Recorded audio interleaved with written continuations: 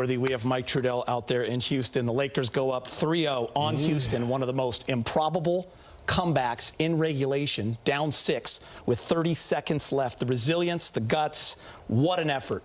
The brilliance of 41-year-old LeBron James. The toughness and clutch play from veteran Marcus Smart. Put into words, big game, this win and what we just saw. Ooh. I'm about to put it into action. Yes. A little worthy clap. I feel like getting up on the table tonight because that was a big game. I'm too heavy for the table, guys. I don't want to crash. Geeter, I just can't understand how great LeBron is at his age. And he's led in championships. He's led his whole career, and tonight he did it again. My choice to take the shot, Marcus Smart. Oof.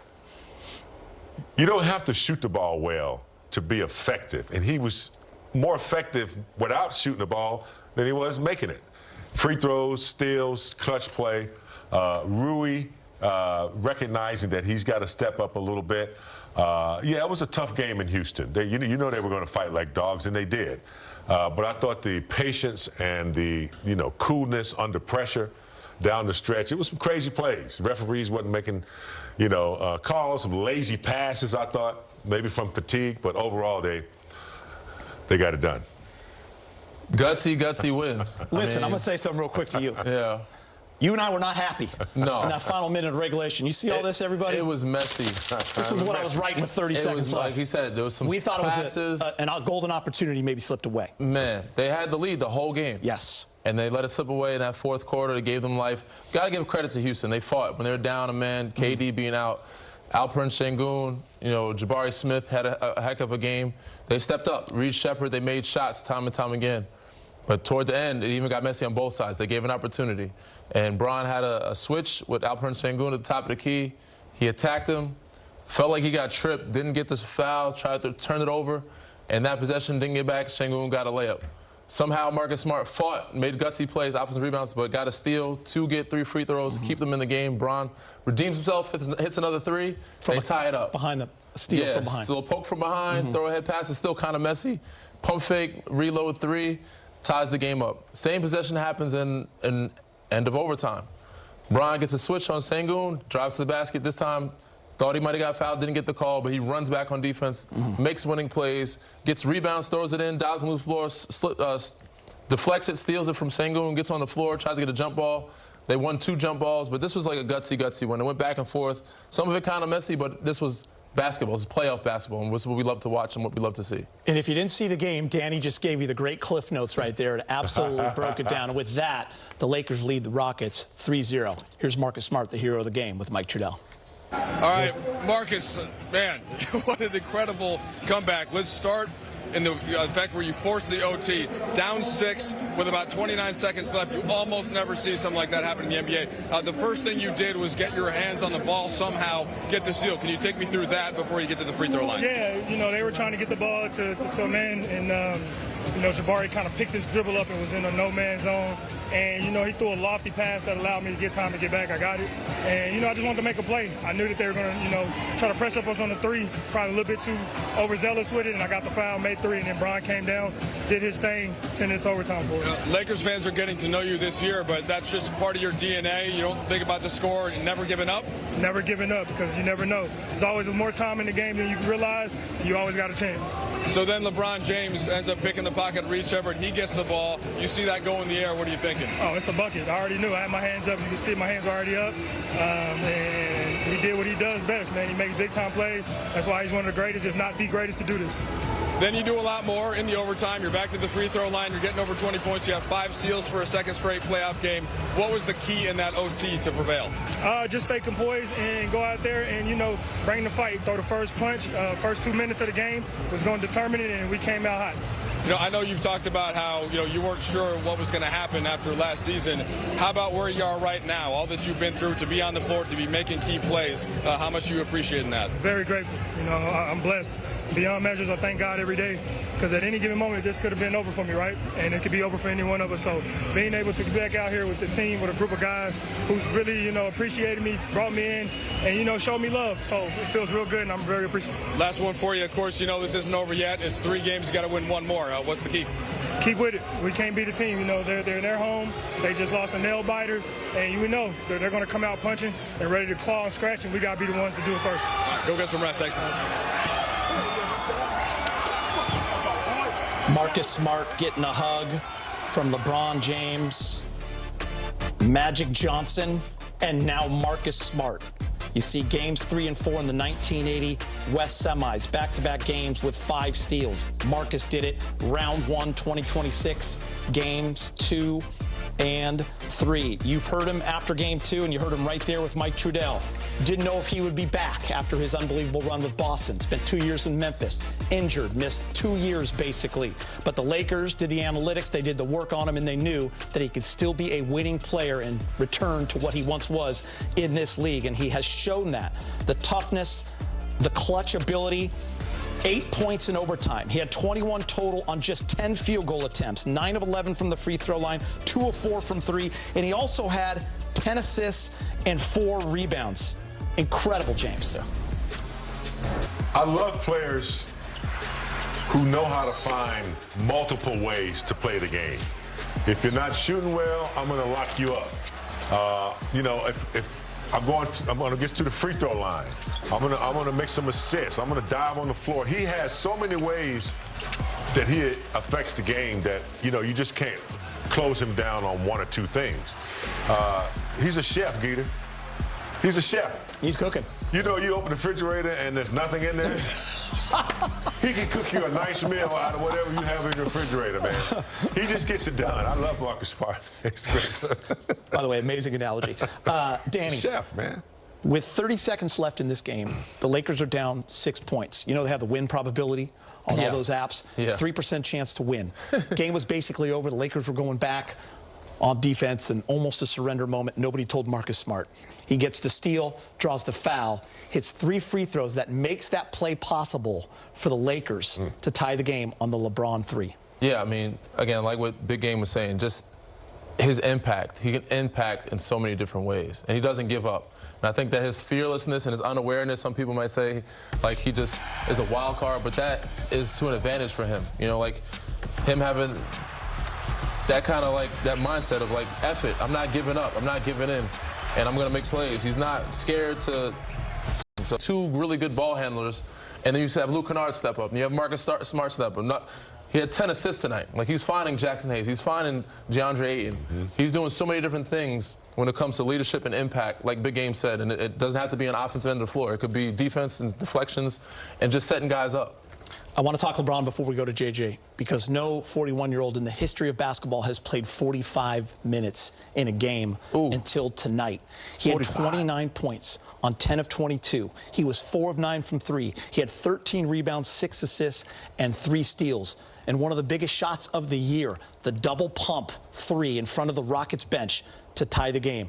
Running out of ways to describe James means to teams and what he's able to do on the basketball court, even in year 23. And I've run out of words to describe it, so I'm going to hand it to Danny. Yeah, I don't know what to say about it. He's just an amazing player. Word in the book. I don't have as many vocabs that he has, skills in his tool shed, because some people have toolbox. He has a tool shed.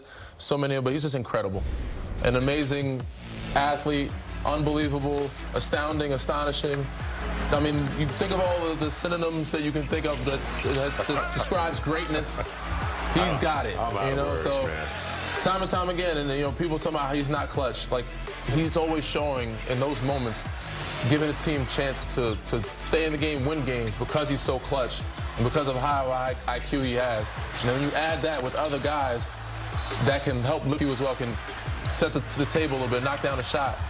It opens up the floor so much for those guys and for him to be at his best and show LeBron James the 2010 LeBron James, his younger self, and he kind of turned back the clock a little bit. But yeah, there's so many words to describe his greatness that there's I can't even think of them. There's not enough, really. I don't know how to even say I'm it. curious what Father Time is talking about in his corner between rounds, because he has never been Father hit Time's getting his ass like kicked this. right now. He's absolutely getting his ass kicked.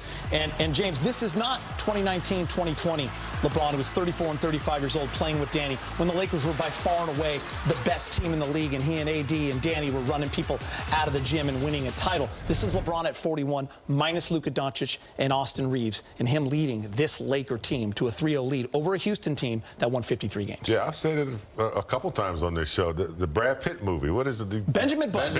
Benjamin Button. Benjamin King Button, man. Yeah, I mean, Geeter, when you have that much knowledge and you keep yourself in pretty good shape, you have an edge because you have the experience, you have the knowledge, you're not going to panic. I think fatigue gets LeBron sometimes when he makes those little lazy passes, because he makes a few of them.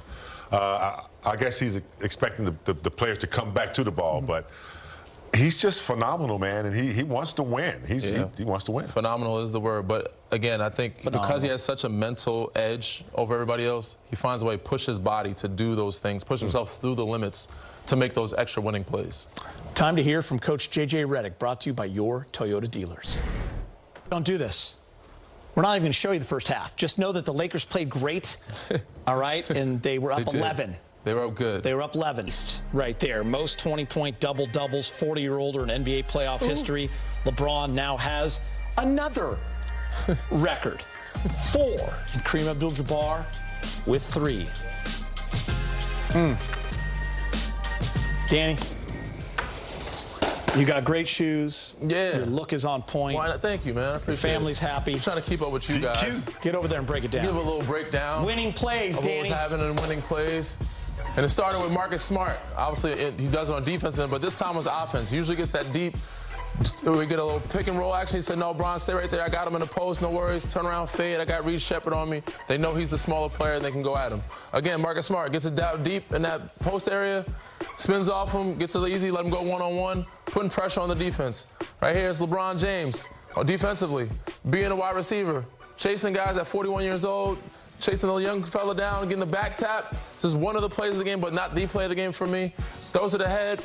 Gets it back to Luke Kennard. Luke Kennard pump fake, swing it right back to him. Fine, LeBron James, knowing he's a clutch guy and he's going to knock down the shot. Pump fake, let him fly by. Cash. And here, got offensive rebounds. This is what kept him in the game as well. Rui. Oh, Rui. Saving the pass, swinging it. This is beautiful basketball. Pump fakes, little penetration, swing, get off it quick. Another pump fake, swing, find LeBron. LeBron kick it to the corner, pump fake. And then Rui, he recognizes who he has on him. Who is it? Reed Shepard. He's a little bit smaller than me. I'm going to pump fake. I'm not going to settle. I'm going to get to the rim. And knowing that I'm a bigger body, I'm going to finish with 2, real strong off the glass. Marcus Smart knows who's guarding him. Put him in action. This is what the playoffs are about, getting the mismatch. Make sure you get him a switch. Bron's got the switch. He settles. Marcus Smart notices that Jason Tate is watching, or is that Tari Eason, watching LeBron. He has a free run. This is the play of the game. Gets to the glass with 2 hands, gets the tip in to get 2 free throws to get them up a comfortable lead, up by 4. These are the plays that kept them in the game. These are the plays that got them back in the game. And, got them over that hump. So, is that your second one? These are winning plays. Winning plays. 360 worthy clap. That's a 360 worthy clap. Yeah, there you go. Hey, could you guys give me a tape of that? Epic.